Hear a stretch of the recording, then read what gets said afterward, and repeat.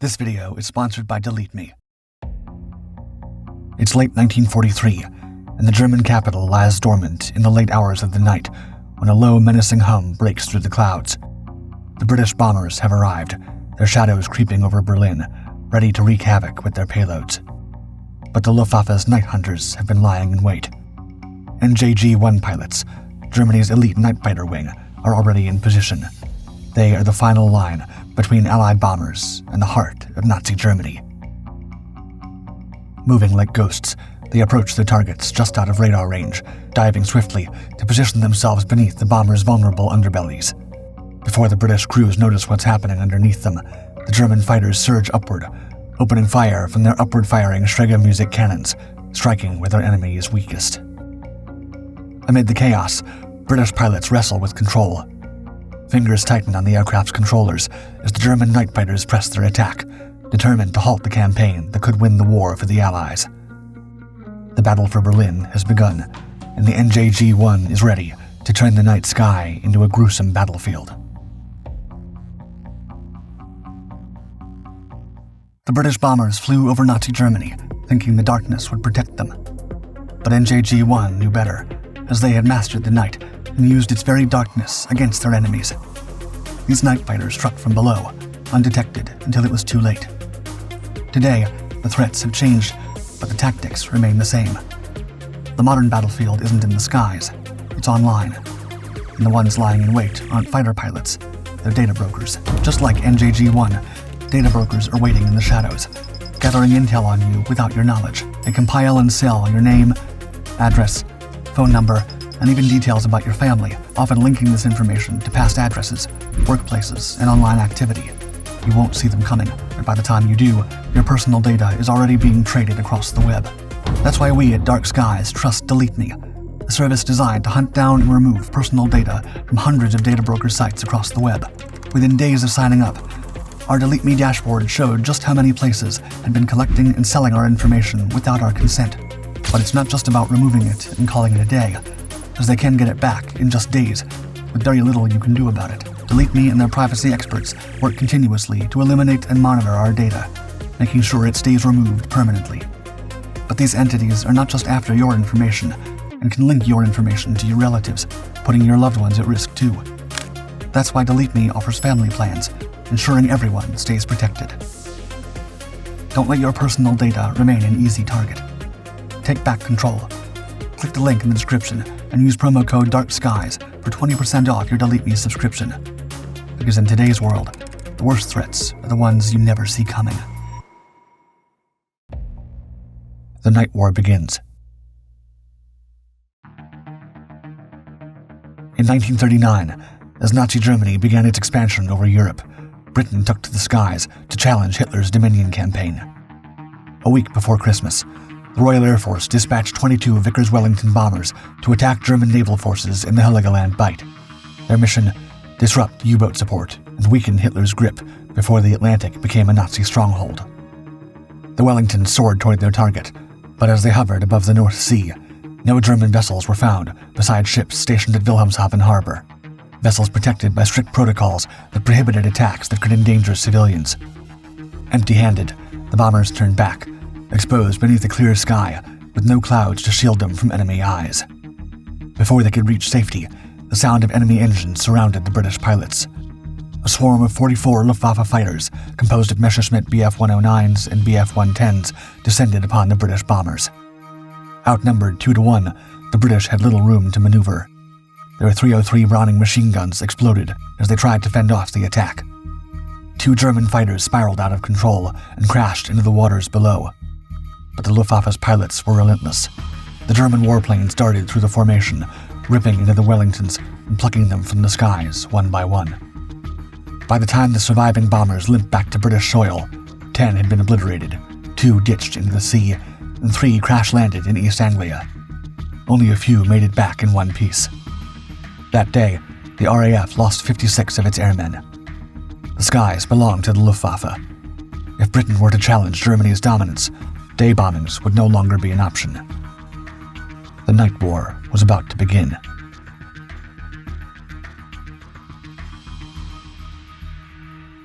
The birth of a night hunter.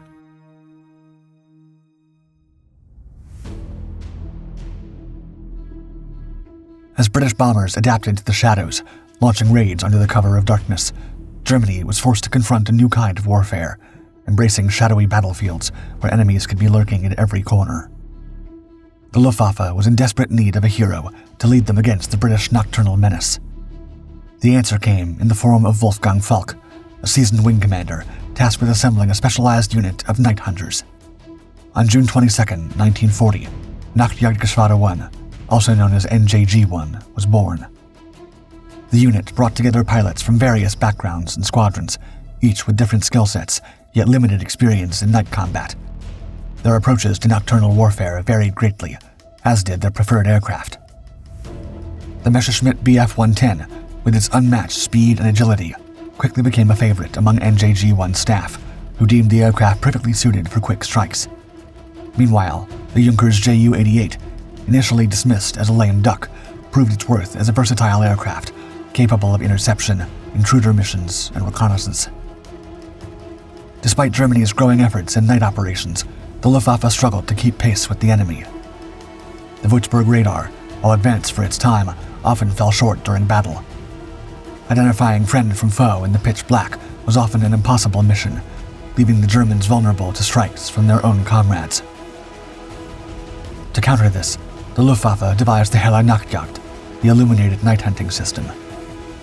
Stretching from the Danish border to Maubeuge, it bristled with radar stations and searchlights, creating a trap corridor for Allied bombers from which few could make it out undetected.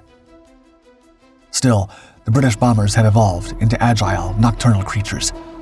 RAF pilots quickly honed new tactics to breach the Helle Nachtjagd line.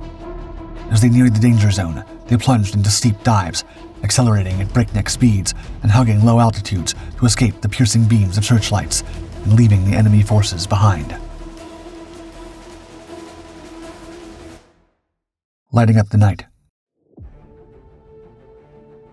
But the Luftwaffe refused to relinquish control of the night. Determined to turn the tide, they deployed their best pilots into the night. Among these nocturnal hunters was Werner Streib, a man who had become one of the Luftwaffe's most feared night fighters, tallying up 67 nighttime victories throughout the war.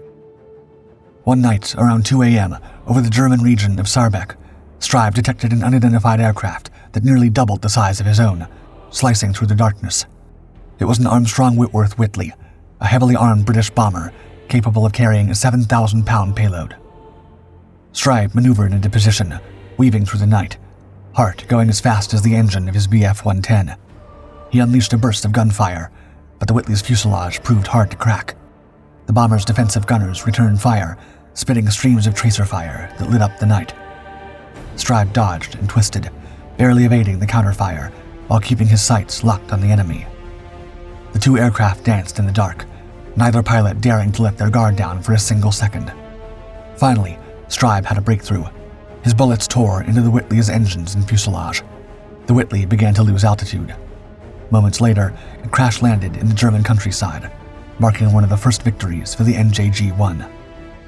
Streib's tactics inspired other night aces, beginning to understand the art of night fighting. Yet, by the end of 1940, the Luftwaffe had only claimed 42 British bombers, barely making a dent in the RAF bombing campaigns. Brute force alone would not win the night war. Eyes in the dark. By 1941, Josef Kammhuber, the mastermind behind the German Night Fighter Division, was on a mission to revolutionize nocturnal warfare. His goal was to equip the Luftwaffe's hunters with the ability to see through the darkness and neutralize the British bombers that prowled under the cover of night. But achieving this required experimental technology. The Liechtenstein radar, one of the earliest airborne radars in the war, was installed in select Dornier Do-215B5 aircraft. There were no guarantees this innovation would give pilots an upper hand, but there was no time for doubt. On the evening of August 8, 1941, as the sun dipped below the horizon, Luftwaffe ace Ludwig Becker prepared to pilot one of these radar-equipped Do-215B5s.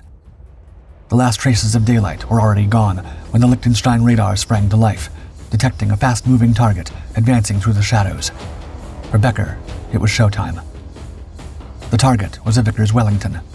Guided by the Liechtenstein radar's electronic eyes, Becker homed in. At close range, he unleashed a hail of fire from his 7.92mm MG-15 machine guns. Tracer rounds shrieked toward the aircraft, lighting up the bomber as it tried to evade.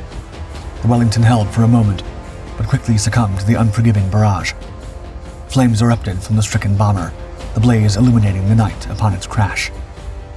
In the months that followed, Becker would claim 5 more victories, each achieved by using his radar to pierce the night's veil. The age of British nocturnal dominance was drawing to a close. The final showdown. As the war entered its later years, British officials believed they could crush Germany without ever setting foot in France. The key to victory lay in Berlin, the heart of Hitler's war machine. If the Allies could destroy the German capital, they could sever the power of the Nazi regime from the source. In late 1943, Air Marshal Arthur Harris, leader of RAF Bomber Command, unleashed an aggressive campaign against the city, the Battle of Berlin. Nearly 800 heavy bombers were deployed for each raid, equipped with the best technology available and designed to overcome all German defenses. But the night skies over Berlin were far from an uncontested battlefield. The Luftwaffe's elite night fighter wing was already lying in wait, ready to counter the Allied assault. By now, NJG-1 pilots were undisputed masters of nocturnal warfare. Their aircraft, equipped with advanced radar systems like the FUG-220 Liechtenstein SN-2, had neutralized any advantage the British pilots once had in night operations. But the Luftwaffe didn't stop there, introducing the Flensburg radar detector to their war arsenal. This radar for radars could intercept signals from the Monica tail warning radar installed on British bombers, allowing NJG-1 pilots to detect Allied aircraft from as far as 62 miles away. This gave the Germans the upper hand, enabling them to intercept and prepare for battle long before any bombs fell on German soil. But spotting the British bombers was only the beginning. Once NJG-1 pilots closed the distance, they unleashed the power of the Schräge Musik. This upward-firing cannon system allowed the Germans to attack from below, where the bombers' defenses were weakest, tearing into the bombers' fuel tanks and engines as they attempted to escape.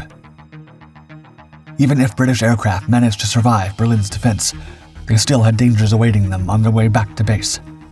Along key return routes, German night fighters awaited, bolstered by the addition of Henkel HE-219, who joined the ranks by the end of 1943. These advanced aircraft boasted superior speed, firepower, and radar capabilities, sealing critical escape paths and ensuring that few bombers could return to Britain unscathed. By early 1944, there was virtually no viable route for an RAF squadron to evade German attacks. The aerial battles over Berlin reached a climax on the night of March 23, 1944. As 811 RAF bombers thundered toward their target, NJG-1's night fighters rose to meet them, turning the night sky into a chaotic scene of fire, flaming wreckage, and fierce dogfights. By the end of the Battle of Berlin, RAF Bomber Command had lost 497 bombers to the German defenses, with NJG-1 playing a key role in the massacre. These devastating losses shattered British morale, evoking painful memories of the disastrous aerial defeats of the war's early years. Crashland. The Battle of Berlin had been promised as the Allies' decisive blow against Hitler, but instead it had crowned NJG-1 as the undisputed ruler of the night skies. Yet, even as the NJG-1 basked in its triumph, the shadows of defeat were already gathering as the Allies prepared a devastating counterstrike. By mid-1944, the NJG-1 had its wings clipped, not by enemy aircraft, but by fuel shortages. The Allied oil campaign had crippled Axis production facilities, cutting off the lifeblood of Germany's night fighters. Aircraft that had dominated the aerial battlefields now sat still on airfields. Even with 85% of their fleet still operational, NJG-1 was powerless. Without fuel, the unit couldn't take off, and new pilots couldn't be trained, its ranks thinning with every passing day. The situation only worsened for the Germans as Allied technological advances turned the Luftwaffe's greatest strengths into weaknesses.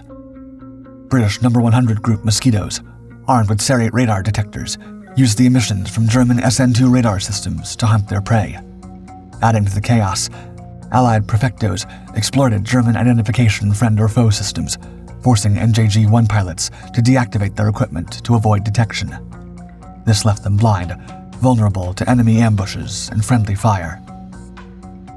By 1945, the Luftwaffe was nearly incapable of responding to Allied bombing raids.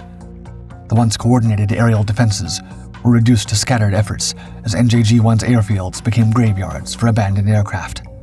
The war in the skies wasn't lost due to fiery battles, but rather because it suddenly slipped out of reach. On April 16, 1945, NJG-1 claimed its final victory, a hollow triumph as the unit's remaining aircraft took to the skies one last time before being grounded forever. That same day, Soviet forces stormed into Berlin, starting the final act of the war. Just 2 weeks later, the German capital fell, fulfilling the very fate NJG-1 had fought for years to prevent. NJG-1 had bought Germany time, but as the last sunset of the war painted the skies, NJG-1's aircraft fell silent, their battle over. When dawn broke over a shattered Europe, the Allies had triumphed, and Hitler's regime, along with his night fighters, lay in ruins. A special thanks to Delete Me for supporting this video. If you want to take control of your online privacy, check out Delete Me at the link in the description and use promo code DARKSKIES for 20% off. Because in the fight for privacy, stealth is not a luxury, it's a necessity.